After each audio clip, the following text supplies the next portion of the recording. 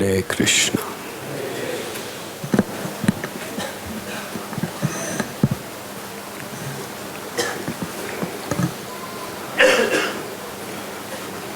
We sincerely and very joyfully welcome everyone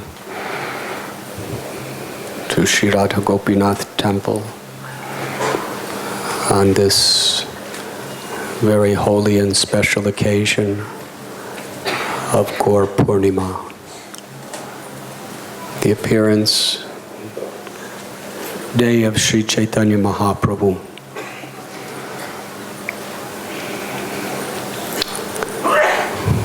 We were singing this beautiful song by Srila Lochan Das Thakur, who is a disciple of Narahari Sadakar, who was one of the very personal, loving associates of Lord Chaitanya.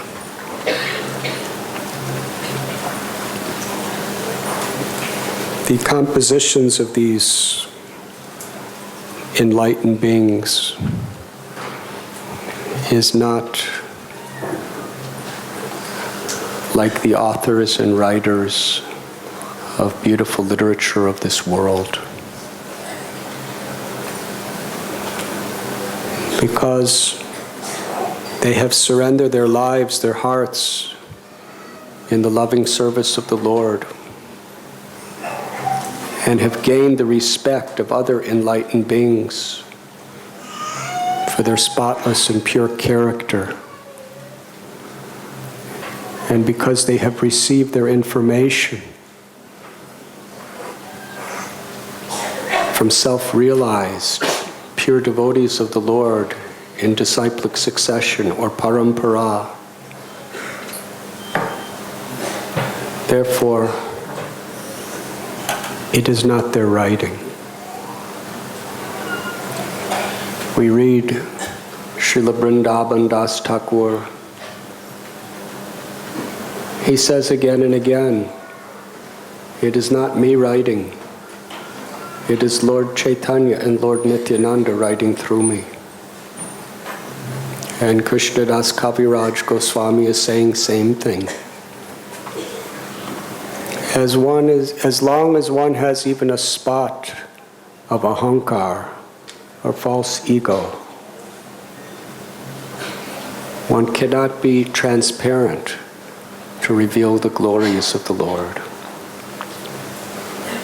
But when one is without selfish motivation, when one's devotion is unconditional, unmotivated, then it is Krishna himself, through the great acharyas of parampara, that could manifest through the words of such great souls.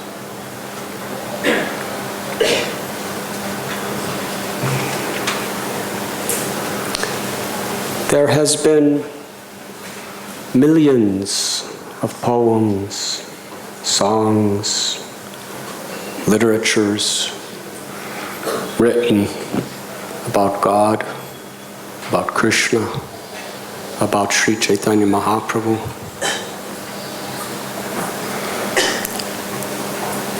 Why is it that our acharyas over the centuries have especially focused on just a few? Narottam Das Thakur, Bhakti Vinod Thakur, Vishwanath Chakravarti Thakur, Lochan Das Thakur. Because the content of what they write is perfectly in harmony with Siddhanta, with the essence and the conclusions of the great scriptures and the saints that have preserved it. And because their lives were so perfectly exemplary. This song does not end with Lochan Das Thakur saying, I know the Sanskrit and Bengali language very well. I'm an expert poet. And I love Krishna. Follow me. He's saying just the opposite. He's saying that he regrets that he's entrapped by selfish desires. And he has no attraction for the lotus feet of Lord Chaitanya and Nityananda. And Yamaraj, the superintendent of death, is punishing me by not allowing me to be attracted by this movement. That's why everybody follows him.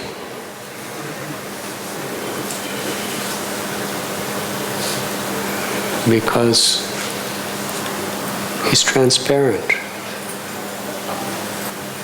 They were revealing their hearts that they were the most low and fallen of everyone.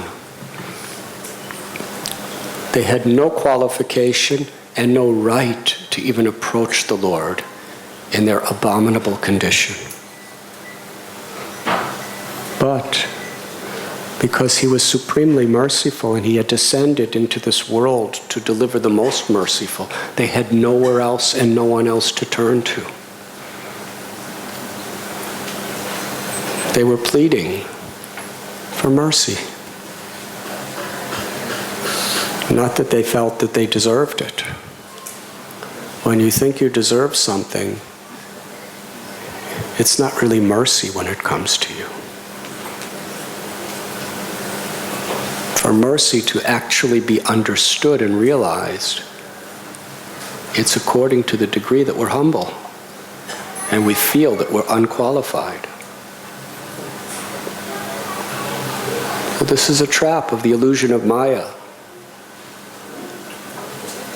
Is even while practicing devotional service, we think in terms of what I deserve. Why I'm not getting this? Why devotees don't give me this? Why Krishna doesn't give me what I want? After all I've done, and what I'm doing, and who I am, that type of consciousness, even if Krishna does give you mercy, you can't recognize it.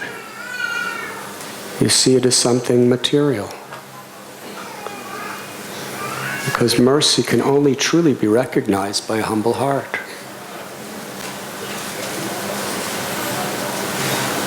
We can easily say, this is Krishna's mercy. But do we really believe it? Do we really appreciate it? If we had even a glimpse of realization of Krishna's mercy on us, our hearts would melt in ecstasy. Krishna's Karuna Sindhu. He's an unlimited ocean of mercy. Even a drop from that ocean of Krishna's mercy can cleanse and liberate the entire cosmic manifestation. That means all the worlds and all the universes in all of existence. That's the power of a drop of Krishna's mercy.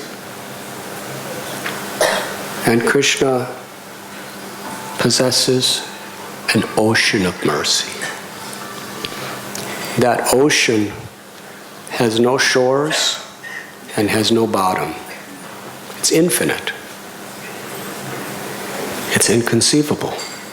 Can you think of an ocean that's infinite? That means it never ends. You can go down in that ocean trillions of miles and never find a bottom.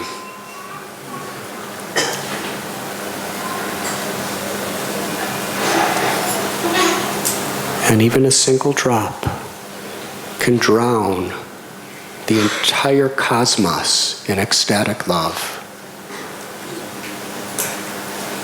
So when we say this is Krishna's mercy, It may be a little intellectual and theoretical, and we may have some realization, but if we really appreciate even a drop of mercy, what will happen to us? We read in these wonderful leelas or pastimes, incredible things happening. Just like Jagai and Madhai. Even Yamaraj, with an entire department dedicated to keeping the karmic records of Jagai and Madhai. The whole staff was overworked, constantly doing overtime, and they couldn't keep track with the immoral activities of these people. They murdered, they raped, they burned houses, they plundered, they were intoxicated always. But we read how in just a matter of minutes, by humbling themselves and vowing never to do these things again, and just chanting the names of the Lord, they were cleansed of all of their illusions, and they attained ecstatic prema. Love of God, the crest jewel of all goals in life. How is it possible? We're nothing compared to Jagai and Madhai as far as what we've done wrong. And we've been chanting for years. Why? Why I'm not pure?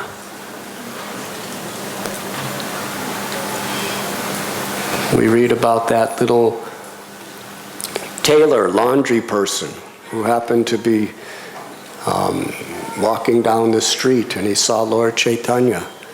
And just by seeing him, he chanted Lord Chaitanya's name and attained perfection. And there are so many stories like this. And many of us really enjoy reading them.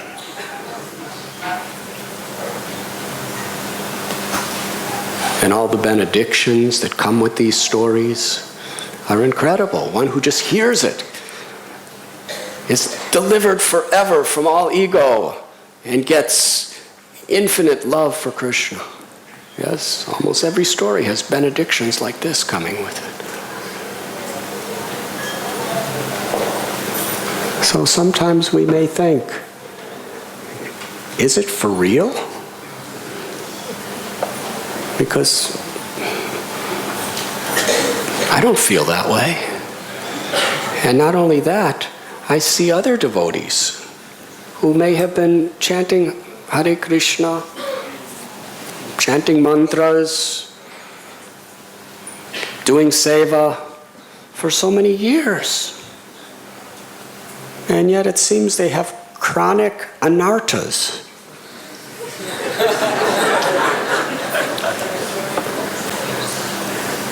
They're still egoistic. They're still so inclined to talk about all the great things that they've done, and they're so demanding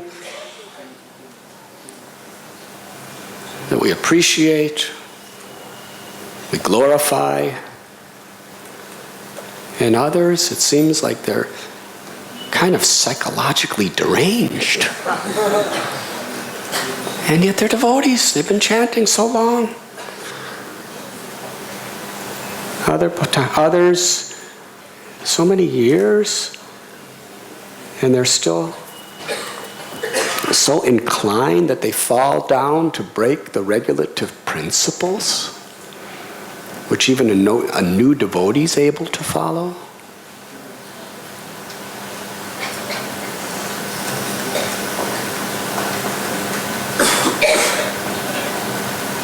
How is this? Is it that the process really doesn't work? Is it that it only works for people who are already liberated before they came?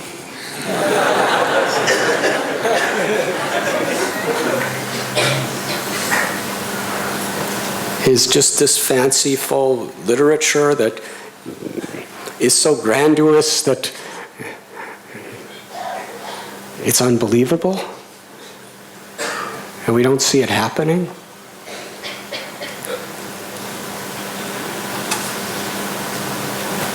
How is it that people who accept a spiritual master, even someone like Srila Prabhupada, and who, apparently have done service for some years and have done sadhana,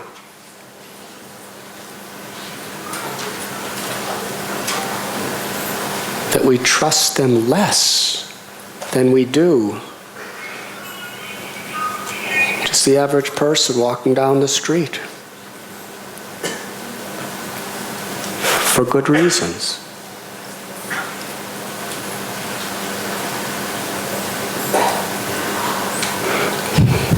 Unless we understand how Krishna consciousness actually works, we could become bewildered. We could lose our faith.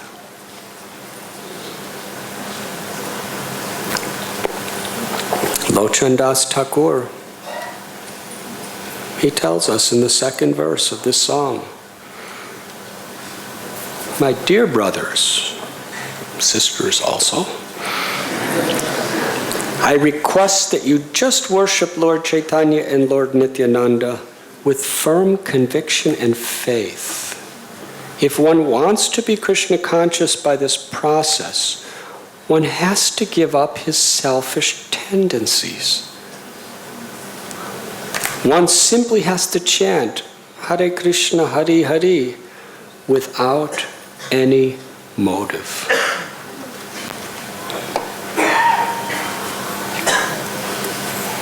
Nama Chintamani Krishna Chaitanya Ras Vigraha. That the name of Krishna is none different than Krishna. Kali Kale Namarupe Krishna Avatar. Krishna has descended into this world in the form of the holy name. Golokera Premadana Harinam Sankirtana. The holy name is not just a combination of letters from the alphabet. This Maha Mantra has descended from the highest place in the spiritual world, Goloka Vrindavan. And our acharyas teach us from the scriptures that the Lord's eternal, all blissful form, qualities, pastimes, abode, and relationships with devotees are all within Hare Krishna, these words. And all of this will be revealed if we just chant in this state of mind, without motivations.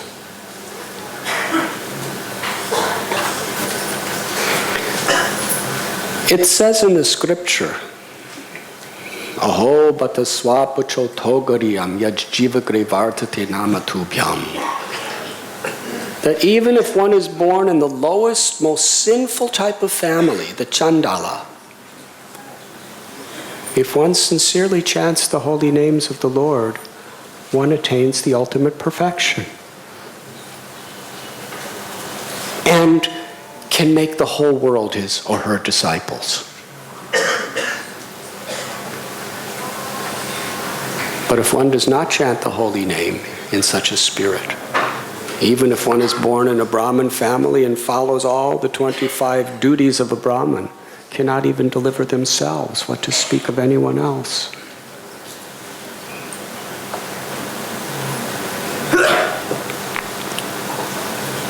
So yes, this Harinam Kirtan is all powerful.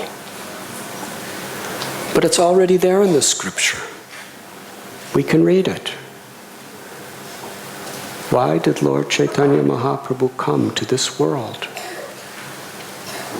He came along with his devotees to demonstrate the character, the qualities of how we're supposed to chant the holy names to attain this perfection. Srila Prabhupada explained that Krishna, 5,000 years ago, just at the end time of the Dwapara Yuga, he appeared. It's very rare that the Lord personally appears from the spiritual world.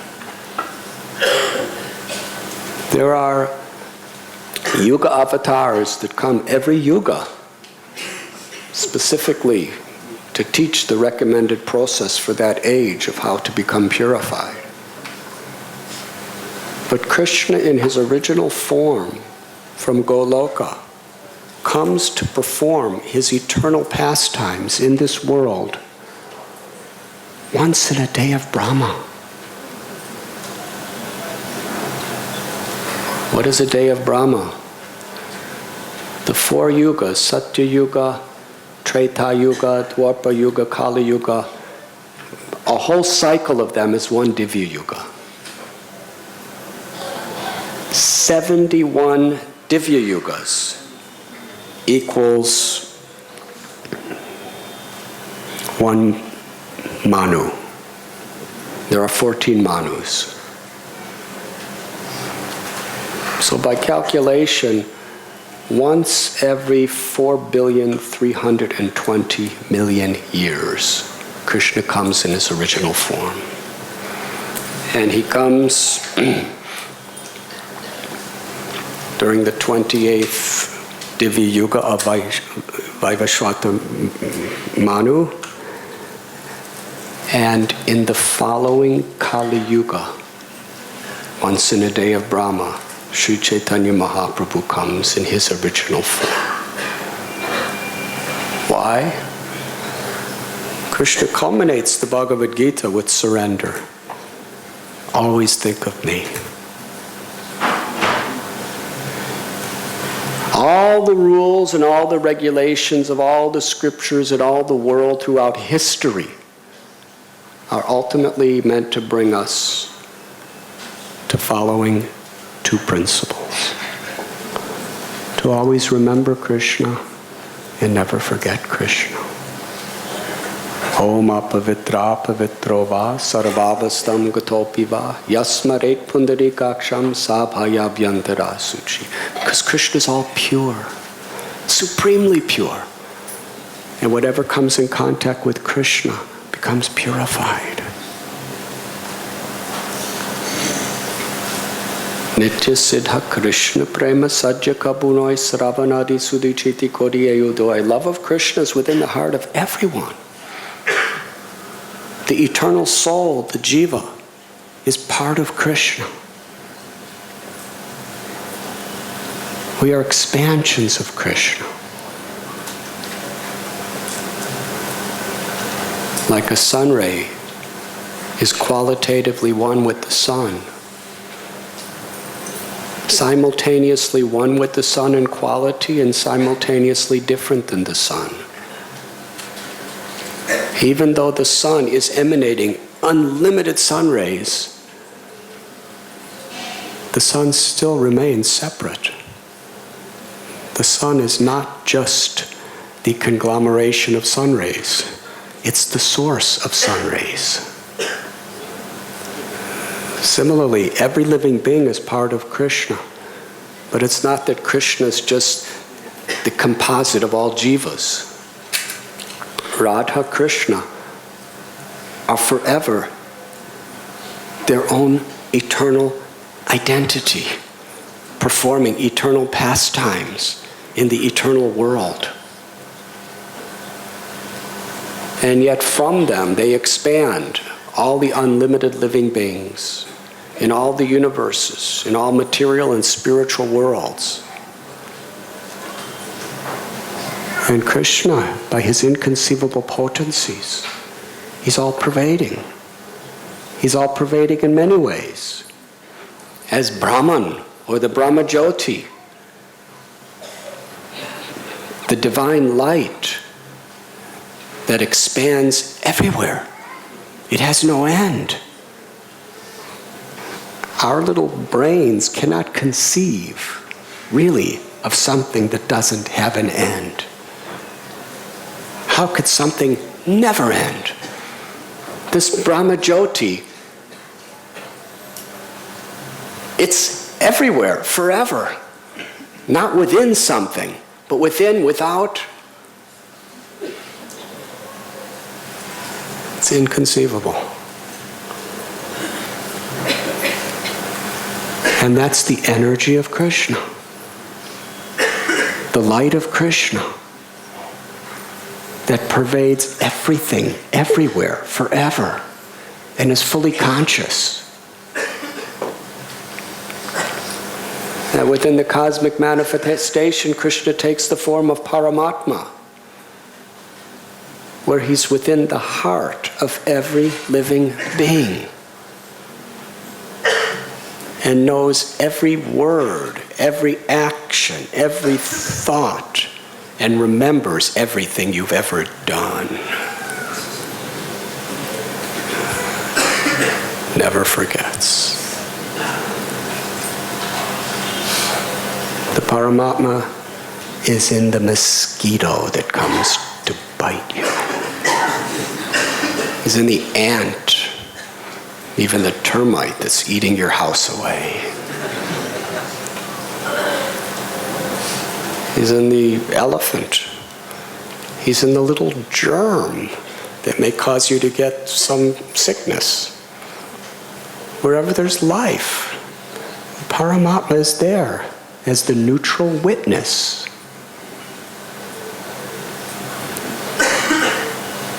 And besides the Paramatma being in the heart of every single living being, every blade of grass, the Paramatma is situating in and between every atom.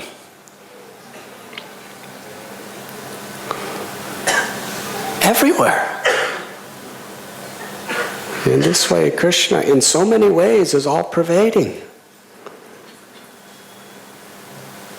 And yet, that one absolute truth, Parabrahman, is performing loving pastimes with devotees in the spiritual world. For those who want mukti, cessation of all material desires, cessation of the false ego, just eternal impersonal state of peace, the Lord provides and allows the jiva. And for those who have love, who want to have a personal relationship of ecstatic, dynamic service to the Lord, there are so many spiritual planets called Vaikunthas. And the Lord, the one supreme truth, can manifest in so many forms. This doesn't mean there's many gods. It means God really is great. Some people who don't really understand the Siddhanta of the Vedas, they hear that there's Ram, and there's Vamana, and there's Narasimha, and there's Varaha, and there's Narayan, Vishnu, Krishna, in Dwarka, Krishna in Vrindavan. How many gods can there be? And then there's so many demigods who are sometimes kind of treated like gods.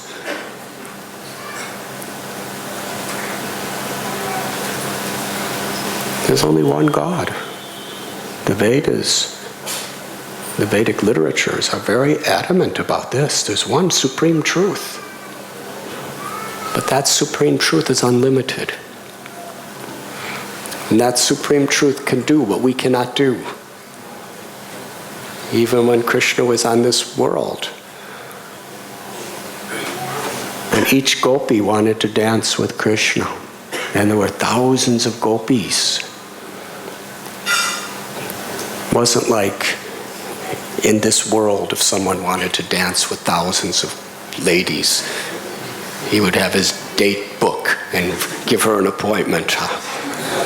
I'll dance with you in 3 weeks at this time. Krishna expanded himself to be with each gopi simultaneously. And it wasn't that they were different Krishnas. It was the same Krishna in thousands of forms. When Narada Muni went to Dwarka, he wanted to see what Krishna was doing. There were 16,108 palaces with 16,108 queens, and he went palace after palace after palace. And it wasn't like some yogis, they can expand themselves. But when they expand themselves, each expansion is doing exactly the same thing. Yes?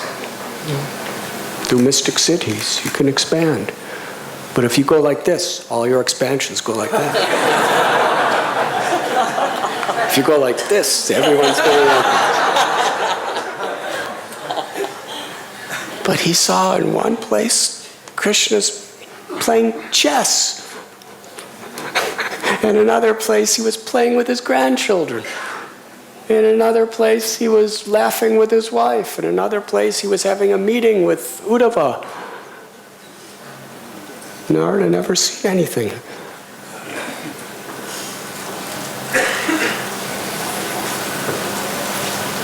This is a great frailty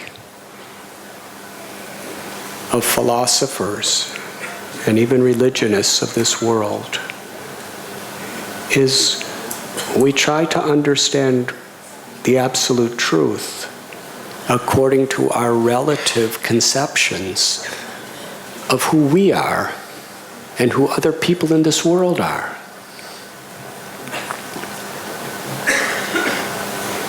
My eyes can't see beyond this room. And even the greatest scientists with the best telescopes can't see beyond this universe. So how can anybody have eyes that see everything everywhere? Impossible. Therefore, God must not have eyes. Because if he has eyes, he's limited like me. If he has ears, he's limited like the rest of us. So therefore, no eyes, no ears. Because we're people, and as people, so many frustrations, so many limitations. So for God to be unlimited, he can't be a person. He can't have a body. Because it's limited to a certain amount of space.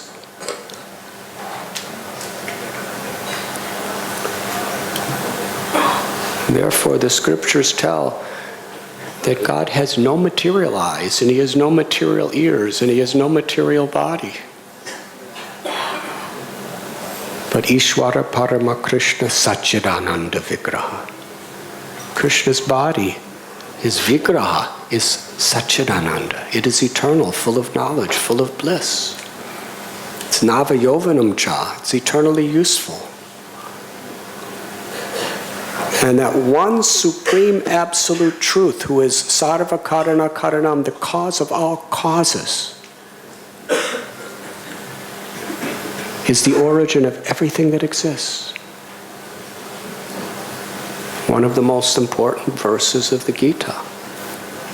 Aham sarvasya prabhavo matta sarvam pravartate iti matva bhajante mam buddha bhava samanvita. If anyone can just understand this one verse, you'll never have to take birth again in this world. Krishna says, I am the source of all spiritual and material worlds. Everything emanates from me. Everything doesn't mean everything in Bombay. It doesn't mean everything on earth. It means everything that exists everywhere emanates from Krishna. The wise who know this perfectly, he doesn't say, become me. He says, the wise who know this perfectly engage in my devotional service and worship me with all their hearts.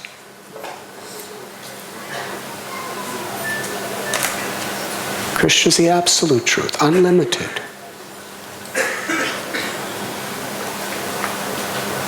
And Krishna is Rasaraj. He's the supreme enjoyer.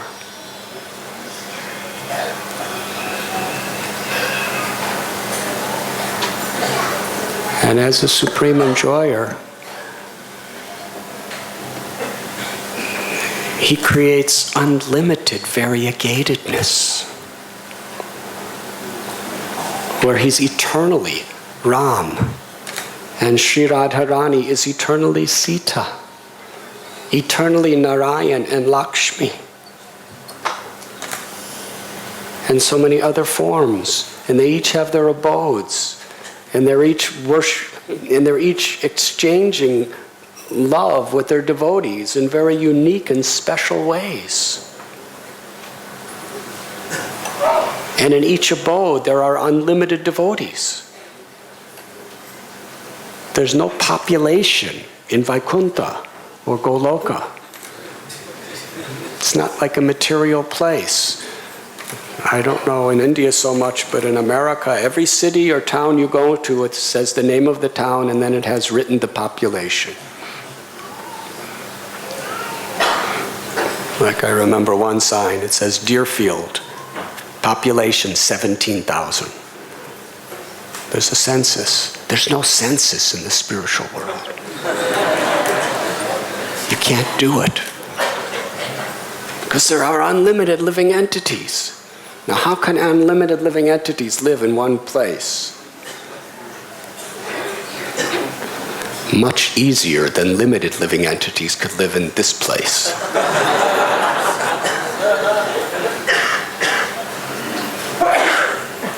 This is the meaning of spiritual. Spiritual is transcendent to all limitations, to all iniquities. No birth, no death.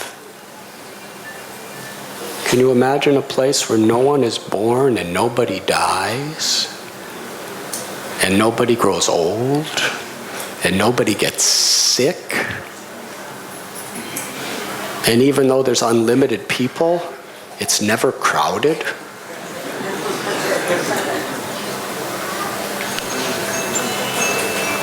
This is not fantasy. The material world that we consider real is a fantasy because it's a mirror reflection of true reality.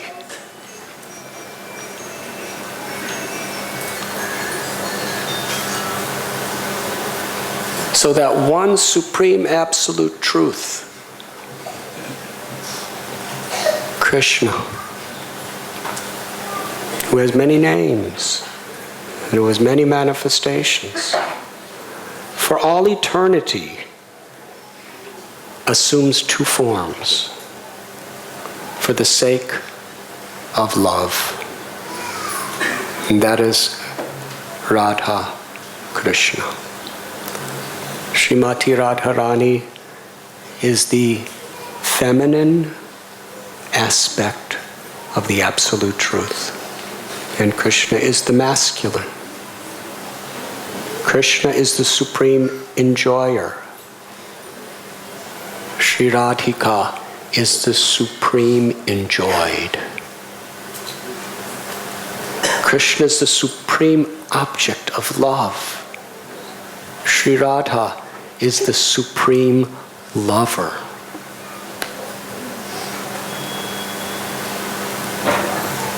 Now, we should not get caught up with our relative conceptions of what sex is about.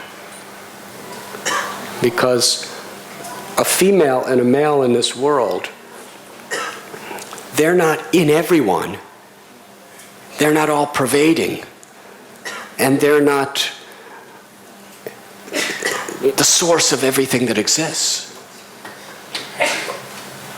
But Radharani is, and Krishna is. It's not limiting. Sri Radharani is the Hladini Shakti the pleasure potency. She's the ultimate source of pleasure for Krishna. And she's the supreme, ultimate source of all love. Where does love come from? Janmadyasya yataha. The Brahma Sutra says, everything emanates from me. That means even our capacity to love God has to come from God. It can't be something independent from God. Our capacity to love God comes from Sri Radha, the reservoir of all love. Her love is infinite, and Krishna's all attractive qualities are infinite. So the love between Radha and Krishna is infinite. It's beyond everything. It is the highest pleasure. Anandamayo Bhyashat. The absolute truth is pleasure seeking. And because we are all part and parcel of the absolute truth, we're all pleasure seeking. Everyone's looking for pleasure. But unfortunately, in this world, we don't understand properly. And even if we theoretically understand, we oftentimes just don't take it so seriously. Real pleasure is in love. If you have everything, but nobody loves you, and you don't love anyone, whatever so-called happiness we have in life is very superficial and without substance.